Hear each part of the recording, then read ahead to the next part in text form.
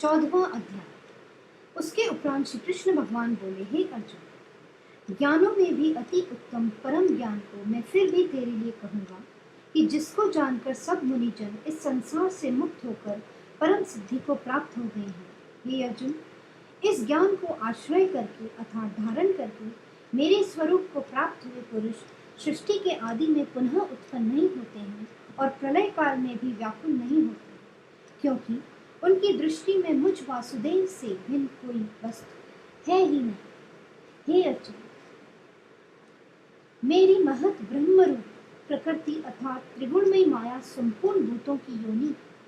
अर्थात गर्भाधान का स्थान है और मैं उस योनि में चेतन रूप बीज को स्थापित करता हूँ। उस जड़ चेतन के संयोग से सब भूतों की उत्पत्ति होती है। हे अर्जुन, नाना प्रकार की सब योनियों में जितनी मूर्तियां अर्थात शरीर उत्पन्न होते हैं, उन सबकी त्रिगुणमयी माया तो गर्भ को धारण करने वाली माता है और मैं बीज को स्थापन करने वाला पिता हूँ। हे अर्जुन, सत्वगुण, रजोगुण और तमोगुण ऐसे यह प्रकृति से उत्पन्न हुए तीनों गुण इस अविनाशी जीवात्मा को शरीर में बांधते हैं। हे निष्पाप, उन तीनों गुणों में प्रकाश करने वाला निर्विकार सत्वगुण तो निर्मल होने के कारण सुख की आसक्ति से और ज्ञान की आसक्ति से अर्थात ज्ञान के अभिमान से बांधता है। हे अर्जुन, राग रूप रजोगुण को कामना और आसक्ति से उत्पन्न हुआ जाए, वह इस जीवात्मा को कर्मों की और उनके फल की आसक्ति से बांधता है। और हे अर्जुन, सर्वदेहाभिमानियों के मोहने वाले तमोगुण को अज्ञान से उत्पन्न हुआ जाए, वह इस जीवात्मा को प्रमाद, आलस्य और निद्रा के द्वारा बांधता है। क्योंकि हे अर्जुन, सत्वगुण सुख में लगता है और रजोगुण कर्म में लगता है तथा तमोगुण तो ज्ञान को आच्छादन करके अर्थात ढक के प्रमाद में भी लगाता है। और हे अर्जुन,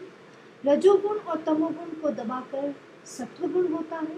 अर्थात बढ़ता है तथा रजोगुण और सत्वगुण को दबाकर तमोगुण बढ़ता है, वैसे ही तमोगुण और सत्वगुण को दबाकर रजोगुण बढ़ता है। इसलिए जिस काल में इस देह में तथा अंतःकरण और इंद्रियों में चेतनता और बोध शक्ति उत्पन्न होती है, उस काल में ऐसा जानना चाहिए कि सत्वगुण बढ़ा है। और हे अर्जुन, रजोगुण के बढ़ने पर लोभ और प्रवृत्ति अर्थात सांसारिक चेष्टा तथा सब प्रकार के कर्मों का स्वार्थ बुद्धि से आरंभ एवं अशांति अर्थात मन की चंचलता और विषय भोगों की लालसा, यह सब उत्पन्न होते हैं। तथा हे अर्जुन, तमोगुण के बढ़ने पर अंतःकरण और इंद्रियों में अप्रकाश एवं कर्तव्य कर्मों में अप्रवृत्ति और प्रमाद अर्थात व्यर्थ चेष्टा और निद्रादि अंतःकरण की मोहिनी वृत्तियां, यह सब ही उत्पन्न होते हैं। हे अर्जुन, जब यह जीवात्मा सत्वगुण की वृद्धि में मृत्यु को प्राप्त होता है, तब तो उत्तम कर्म करने वालों के मन रहित अर्थात दिव्य स्वर्गादि लोकों को प्राप्त होता है। रजोगुण के बढ़ने पर अर्थात जिस काल में रजोगुण बढ़ता है, उस काल में मृत्यु को प्राप्त होकर कर्मों की आसक्ति वाले मनुष्य में उत्पन्न होता है तथा तमोगुण के बढ़ने पर मरा हुआ पुरुष कीट पशु आदि मूढ़ योनियों में उत्पन्न होता है। क्योंकि सात्विक कर्म का तो सात्विक अर्थात सुख ज्ञान और वैराग्य आदि निर्मल फल कहा है और राजस कर्म का फल दुख एवं तामस कर्म का फल अज्ञान कहा है। सत्वगुण से ज्ञान उत्पन्न होता है और रजोगुण से निस्संदेह लोभ उत्पन्न होता है तथा तमोगुण से प्रमाद और मोह उत्पन्न होते हैं और अज्ञान भी होता है। इसलिए सत्वगुण में स्थित हुए पुरुष स्वर्ग आदि उच्च लोकों को जाते हैं और रजोगुण में स्थित राजस पुरुष मध्य में अर्थात मनुष्य लोक में ही रहते हैं एवं तमोगुण के कार्य रूप निद्रा प्रमाद और आलस्य आदि में स्थित हुए तामस पुरुष उद्योग गति को अर्थात कीट पशु आदि नीच योनियों को प्राप्त होते हैं। हे अर्जुन, जिस काल में दृष्टा अर्थात समष्ट चेतना में एक ही भाव से स्थित हुआ साक्षी पुरुष तीनों गुणों के सिवा अन्य किसी को करता नहीं देखता है अर्थात गुण ही गुणों में वर्तता है, ऐसा देखता है और तीनों गुणों से अति परे सच्चिदानंद घनन स्वरूप मुझ परमात्मा को तत्व से जानता है, उस काल में वह पुरुष मेरे स्वरूप को प्राप्त होता है। तथा यह पुरुष इन स्थूल शरीर की उत्पत्ति के कारण तीनों गुणों को उल्लंघन करके जन्म, मृत्यु, वृद्धावस्था और सब प्रकार के दुखों से मुक्त हुआ परमानंद को प्राप्त होता है। इस प्रकार भगवान के रहस्य युक्त वचनों को सुनकर अर्जुन ने पूछा कि हे पुरुषोत्तम, इन तीनों गुणों से अतीत हुआ पुरुष किन किन लक्षणों से युक्त होता है और किस प्रकार के आचरणों वाला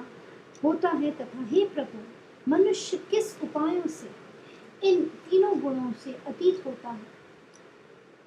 इस प्रकार अर्जुन के पूछने पर श्री कृष्ण भगवान बोले, हे अर्जुन, जो पुरुष सत्वगुण के कार्य रूप प्रकाश को और रजोगुण के कार्य रूप प्रवृत्ति को तथा तमोगुण के कार्य रूप मोह को